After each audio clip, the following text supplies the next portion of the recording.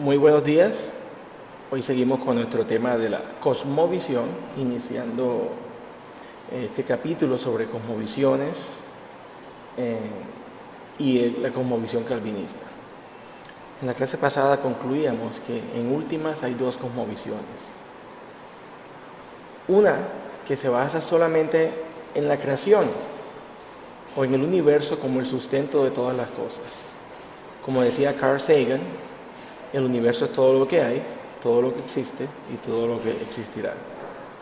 La otra está basada en una existencia eterna y personal, quien determina todas las cosas, o sea, un creador, quien se acerca a nosotros y nos revela su verdad. Para Abraham Kuyper, por ejemplo, todo el asunto del cristianismo es que Dios se ha acercado a nosotros y nos ha invitado a que nos acerquemos confiadamente al trono de su gracia. De hecho, Abraham Kuyper dice que el tema de la predestinación, que veíamos en nuestro capítulo anterior sobre calvinismo y teología, gira en torno también a eso. Dios nos predestina por encima de todas las cosas para que nos acerquemos a Él y tengamos comunión con Él.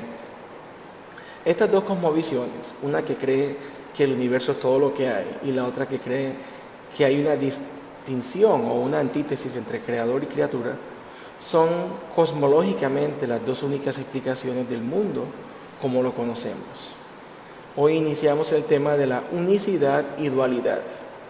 Cuando hablamos de la primera explicación, o sea, la que dice que el universo es todo lo que existe, todo lo que existió y todo lo que existirá, esta cosmovisión se llama también como unicidad, es conocida como la unicidad. Este concepto analiza el mundo y concluye que éste es autocreado, o en otros casos, eterno. Concluye que todo tiene la misma composición, que todo es uno. Solo hay una forma de existencia, la cual de alguna manera adoramos como divina, aunque nos estemos adorando a nosotros mismos. Recordemos que Juan Calvino en sus enseñanzas, en las instituciones, condenó este pecado como idolatría y nos llamó a los seres humanos como fábricas idólatras. Porque si no adoramos a ese Dios creador único, de todos modos vamos a terminar adorando otra cosa, ya sea a la madre tierra o a nosotros mismos. La teoría de la unicidad también es conocida como una homocosmología. Esto es una cosmovisión basada en igualdad, donde se adora a la madre tierra o al prójimo, en parte porque no existe un creador en sus mentes, antitéticamente opuesto a nosotros o a la creación. La segunda explicación, la que cree que hay un creador, también se conoce como dualidad. Según esta explicación, la creación del mundo es un acto libre de Dios, de ese Dios trascendental que crea ex nihilo o que crea de la nada. No hay nada parecido a esto en nuestra experiencia humana creativa. Cuando el hombre crea, entre comillas, cuando creamos, estamos creando con material que ya existe. Esta experiencia de creación de la nada aún debe sorprendernos, porque nuestras mentes no alcanzan a captarla. No es como el mago que hace aparecer un conejo de un sombrero. Todos sabemos que el conejo está escondido en alguna parte. Esto es verdadero milagro, no es ilusión. Este Dios creador que existe es autoexistente y es aparte a nosotros. Nosotros somos el resto del universo y Él es el Dios creador. Y no hay más distinciones. Esta cosmovisión celebra la distinción entre Dios y su creación. Dice Peter Jones: solo adoramos como divino aquello que es distinto, personal y creador, un ser que dispuso distinciones especiales dentro de la creación. Esto también se conoce como heterocosmología, una cosmovisión basada en lo otro. La cosmovisión dualista es profundamente teísta porque nos libera del dominio de nuestras propias voluntades errantes.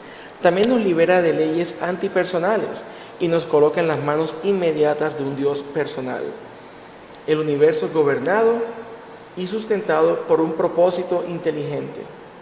Benjamin Warfield dice en su obra El plan de la salvación lo siguiente, abro comillas: no hay nada más ordenado que el control de una persona cuyos actos están todos gobernados por un propósito inteligente, dirigidos hacia una meta o fin.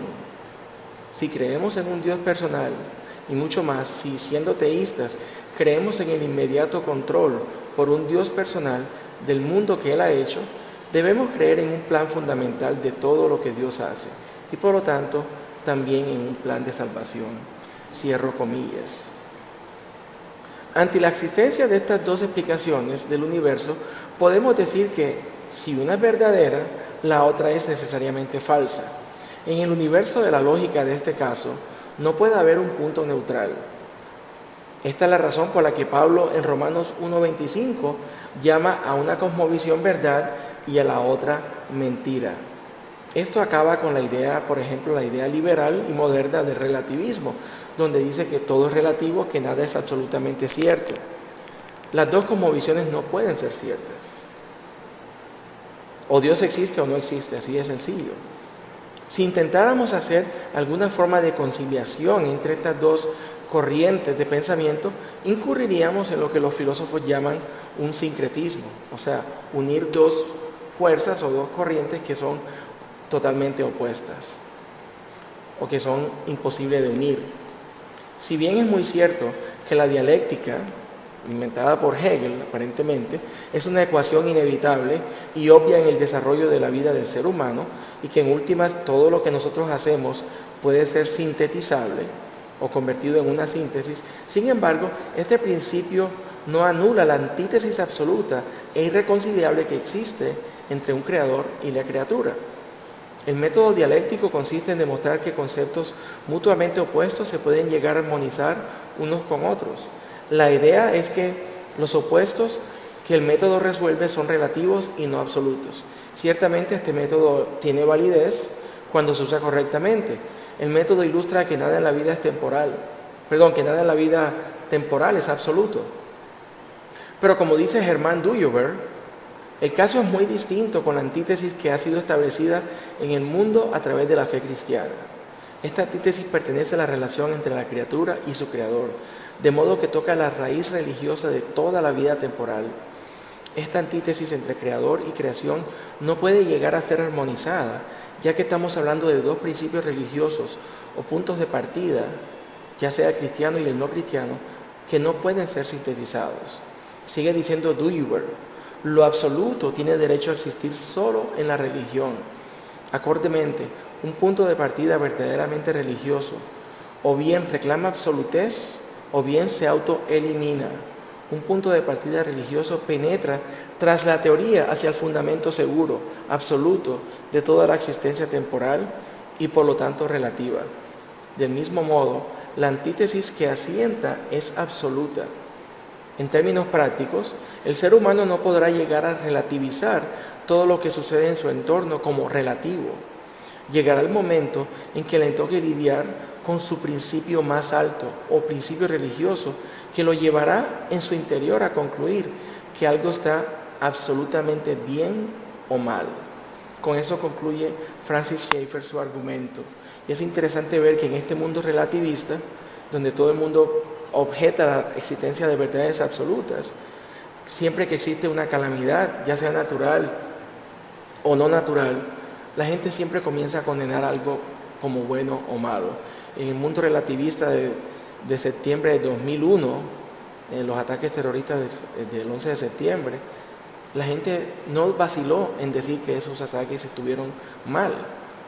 La pregunta que les quisiera hacer a estas personas es, ¿mal con respecto a qué? ¿Con respecto a lo bueno? Entonces, si admitimos que existe lo bueno y lo malo, ¿hasta qué punto llega nuestro relativismo? ¿Dónde trazamos esa línea?